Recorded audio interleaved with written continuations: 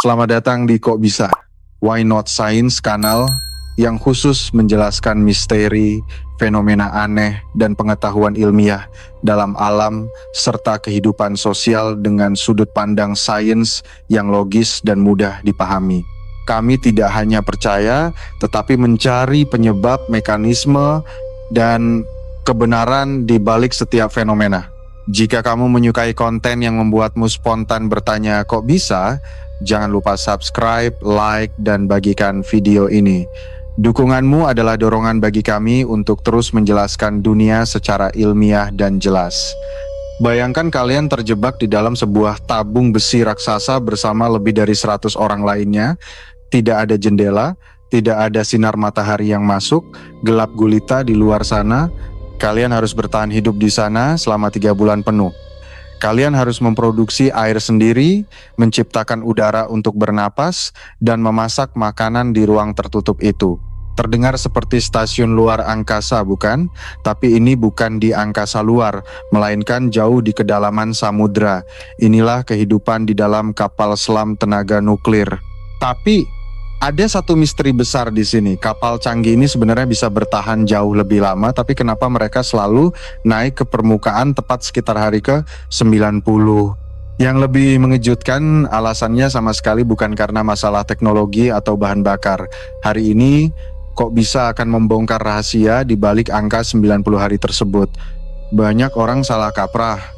Mereka pikir kapal selam naik setelah 90 hari karena batasan fisik mesinnya.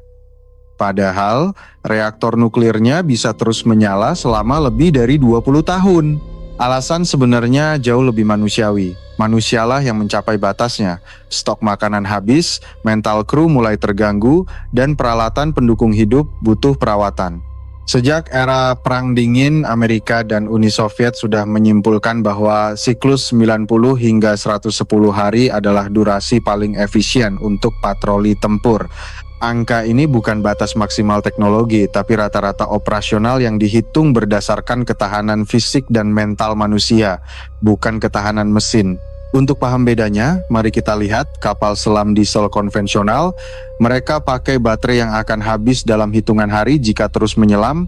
Setiap 3 atau 4 hari mereka harus naik ke dekat permukaan, menjulurkan snorkel untuk menyalakan mesin diesel dan mengisi ulang baterai.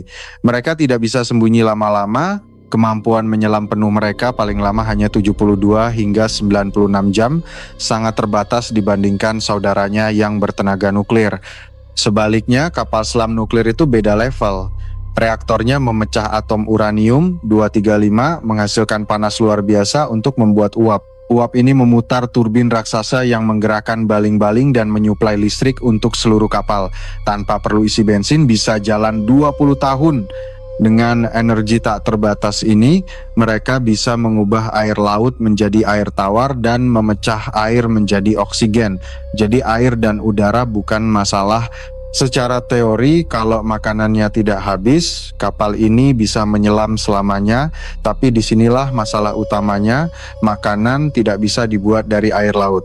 2 atau 3 minggu sebelum berangkat, petugas logistik harus menghitung kebutuhan kalori untuk 100 hingga 150 orang selama 90 hari. Ini matematika yang rumit. Ruang penyimpanan di kapal selam itu sangat sempit. Makanan kaleng, beku, dan kering harus dipadatkan. Kualitas makanan pun pasti menurun seiring waktu. Gizi juga harus diatur. Kurangi karbohidrat dan garam, perbanyak protein dan vitamin, karena kru kurang gerak. Salah makan sedikit, kesehatan kru jadi taruhannya. Mempertimbangkan ruang dan gizi, stok makanan 3 bulan adalah titik keseimbangan paling optimal. Membawa lebih dari itu akan mengganggu operasional kapal. Cara nyimpannya pun unik, karena sempit, lantai lorong kapal selam seringkali bukan lantai besi, tapi tumpukan kaleng makanan. Mereka menumpuk kaleng besar, menaruh papan kayu di atasnya, dan berjalan di situ. Semakin lama misi berjalan, lantai kapal semakin turun karena kalengnya dimakan.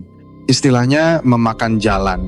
Mereka benar-benar harus memakan persediaan logistik untuk membuka ruang gerak di dalam kapal.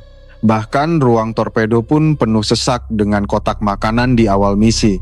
Sampai-sampai perawatan senjata jadi susah dilakukan sebelum makanannya habis. Total berat makanan yang dibawa bisa mencapai 15-25 ton. Bayangkan, reaktor nuklirnya tahan puluhan tahun, tapi misi harus berhenti karena perut lapar. Dapur kapal selam juga bukan dapur biasa. Tidak boleh ada api terbuka atau kompor gas karena bahaya di ruang tertutup. Semua serba listrik. Asap dan bau masakan adalah musuh karena ventilasi sangat terbatas. Jadi metode masaknya dirancang supaya seminim mungkin menghasilkan polusi udara. Dapur ini beroperasi 24 jam non-stop. Karena kru bekerja dalam sistem shift, selalu ada orang yang butuh sarapan, makan siang, atau makan malam kapan saja. Para koki juga bekerja bergantian, menyiapkan 4 kali makan besar sehari. Menu favorit biasanya rebusan atau panggangan yang mudah disiapkan dalam jumlah banyak. Di awal misi, mereka makan enak, daging segar, susu, sayuran. Tapi lama-lama menu berubah jadi makanan beku, lalu kaleng, dan akhirnya serbuk. Bahkan telur dan susu pun diganti jadi tepung. Untungnya, air minum selalu tersedia berlimpah berkat penyulingan air laut. Untuk menjaga semangat, kadang ada menu spesial seperti pizza atau steak. Di tempat terisolasi seperti ini, makanan enak adalah hiburan utama. Tapi, ada masalah yang lebih menakutkan daripada kehabisan makanan enak. Faktor manusia, kesehatan mental kru adalah bom waktu. Tanpa matahari dan terkurung berbulan-bulan, jam biologis tubuh jadi kacau. Susah tidur, depresi, dan mudah marah mulai muncul. Penelitian menunjukkan, isolasi total lebih dari 90 hari membuat mental manusia sulit dipertahankan tetap waras. Ini adalah titik kritis psikologis. Kurangnya vitamin A dan B6 juga bikin penglihatan menurun dan risiko depresi meningkat. Makanya minum vitamin dan berjemur di bawah lampu khusus itu wajib. Jadwal kerjanya pun gila. Banyak kapal selam pakai siklus 18 jam sehari, 6 jam kerja, 6 jam belajar, ngurus alat, dan 6 jam tidur. Awalnya mungkin oke, tapi setelah 8 minggu, tubuh mulai lelah luar biasa. Risiko kecelakaan kerja meningkat tajam. Ingat, mereka mengendalikan reaktor nuklir dan senjata rudal. Kalau konsentrasi hilang sedikit saja, akibatnya bisa fatal bagi dunia. Itulah kenapa mereka harus pulang, istirahat di darat, ketemu keluarga, dan cek kesehatan bukan cuma soal kesejahteraan, tapi soal keamanan operasional. Data dari Angkatan Laut Korea Selatan bahkan menunjukkan tingkat stres kru kapal selam jauh lebih tinggi dibanding kru kapal permukaan. Ratusan orang mundur di tengah jalan. Beberapa analisis bahkan bilang kondisi di dalam sana lebih menekan daripada penjara. Kesehatan mental mereka rata-rata di bawah standar normal. Lalu, bagaimana cara Angkatan Laut mengatasi ini? Mereka punya strategi canggih untuk menjaga kewarasan kru. Pertama, seleksi ketat. Hanya orang dengan mental baja yang boleh masuk. Lalu ada program meditasi dan terapi psikologi rutin.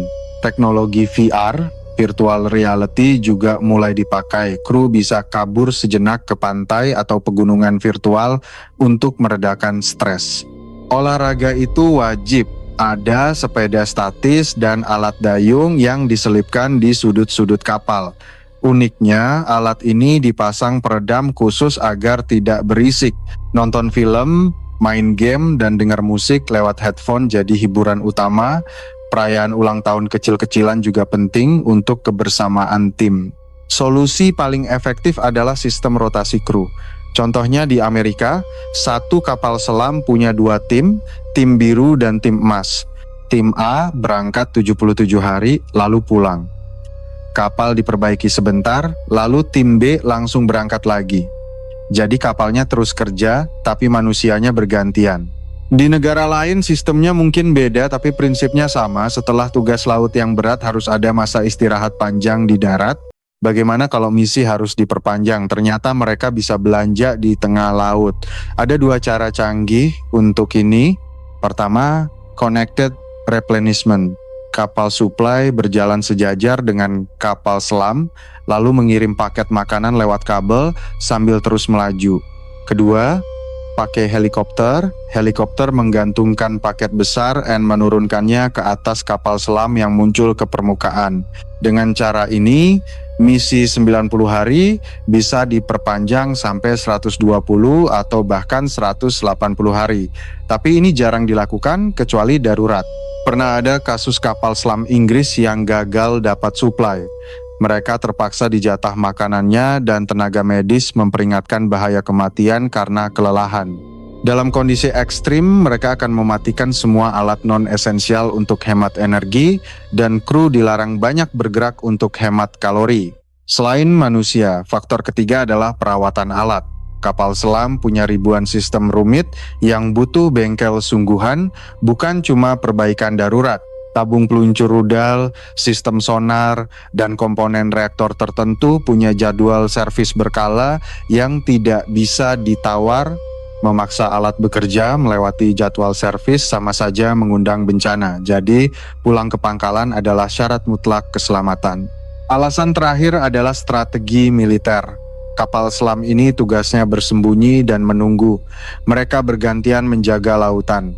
Siklus 90 hari memungkinkan rotasi yang mulus, selalu ada kapal yang siap tembak di suatu tempat di samudra, sementara yang lain istirahat. Dan jangan lupa keluarga, kalau kru dipaksa pergi terlalu lama, mereka akan keluar dari angkatan laut. Kehilangan personel terlatih itu kerugian besar. Jadi memulangkan mereka tepat waktu adalah strategi HRD militer untuk menjaga agar tentara terbaik mereka tetap mau bekerja.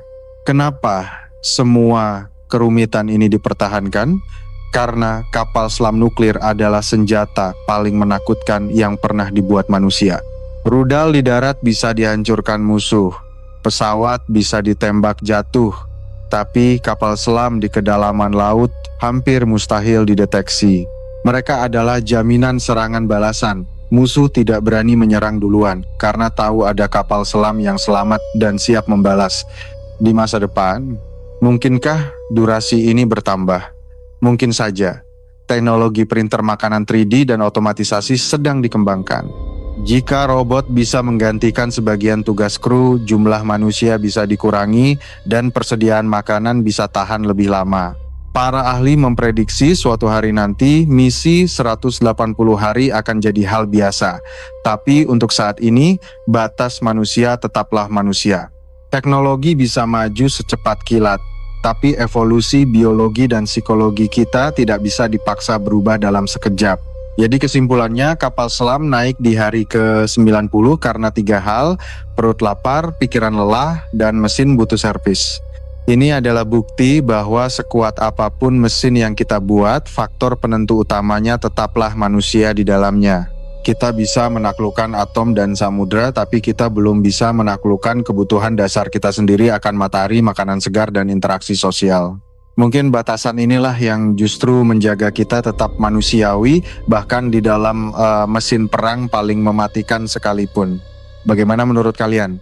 Apakah kalian sanggup tinggal 3 bulan di bawah laut tanpa melihat matahari? Tulis di kolom komentar ya. Jangan lupa like, share, dan subscribe Kok Bisa untuk cerita sains seru lainnya. Terima kasih sudah menonton. Musik outro Kok Bisa instrumental. Musik outro Kok Bisa instrumental. Musik outro Kok Bisa instrumental. Aze